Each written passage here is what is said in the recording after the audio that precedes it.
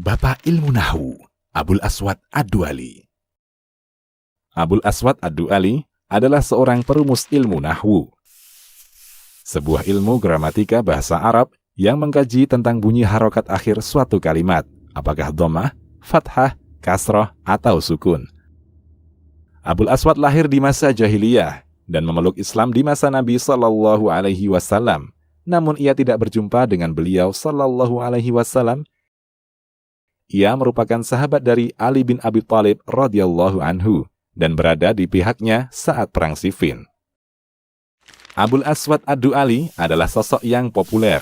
Ia seorang tabi'in, seorang yang faqih, ahli syair, dan ahli bahasa Arab.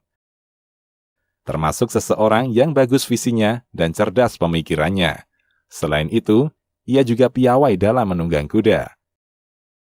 Dialah peletak dasar ilmu Nahwu, dan menurut pendapat yang paling masyhur, dialah yang memberi titik pada huruf-huruf hijaiyah pada mushaf Al-Quran.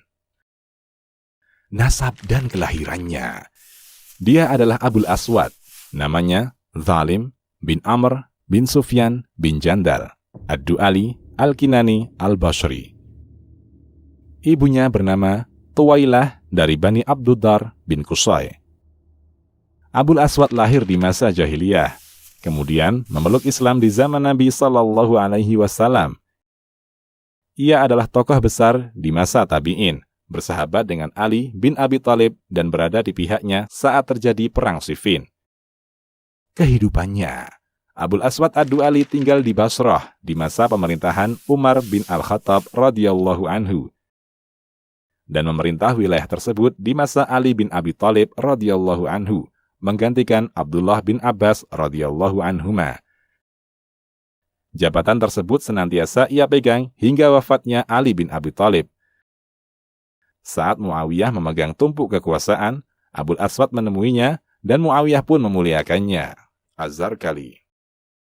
Bapak ilmu Nahwu. Orang pertama yang merumuskan ilmu Nahwu adalah Abul Aswad Ad-Du'ali. Terdapat banyak versi tentang sebab perumusan ilmu Nahwu. Ada yang mengatakan, Abul Aswad menemui Abdullah bin Abbas. Ia berkata, "Aku melihat lisan-lisannya orang Arab sudah rusak gramatikanya. Aku ingin merumuskan sesuatu untuk mereka. Sesuatu yang meluruskan kembali lisan-lisan mereka." Ibnu Abbas menanggapi, "Mungkin yang kau maksud adalah Nahwu." Ya, itu benar. Buatlah rumusan dengan merujuk ke surat Yusuf. Al-Qifti. Ada juga yang mengatakan, salah seorang anak perempuannya berkata, "Ya abati, ma ahsanus sama'i." Kata ahsan, harokat terakhirnya dhammah, dan kata sama, harokat terakhirnya kasrah.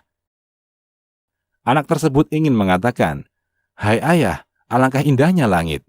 Tapi karena bunyi harokat akhirnya salah, maka artinya menjadi, apakah yang paling indah di langit? Sehingga Abul Aswad menjawabnya, "Bintangnya, nak." Anaknya berkata, "Yang kumaksud bukan bertanya sesuatu yang paling indah, tapi aku takjub dengan betapa indahnya langit." Abul Aswad berkata, "Kalau begitu katakanlah, ma ahsanas sama'u." Alangkah indahnya langit. Sejak itu, ia menaruh perhatian besar dengan ilmu Nahwu. Ada yang bertanya kepadanya, "Dari mana kau memperoleh ilmu Nahwu ini?" Ia menjawab, "Aku belajar kaidah-kaidahnya kepada Ali bin Abi Thalib." At-Tayyib Ba-Mukhramah. Dengan demikian, ilmu Nahwu sangat membantu orang-orang non-Arab dalam membaca teks Arab, terutama teks Arab gundul. Dengan benarnya harokat, seseorang bisa memahami teks Arab dengan pemahaman yang benar. Jika memahami teks dengan benar saja tidak mampu, maka bagaimana bisa akan mendapat kesimpulan dan pemahaman yang benar dari suatu teks?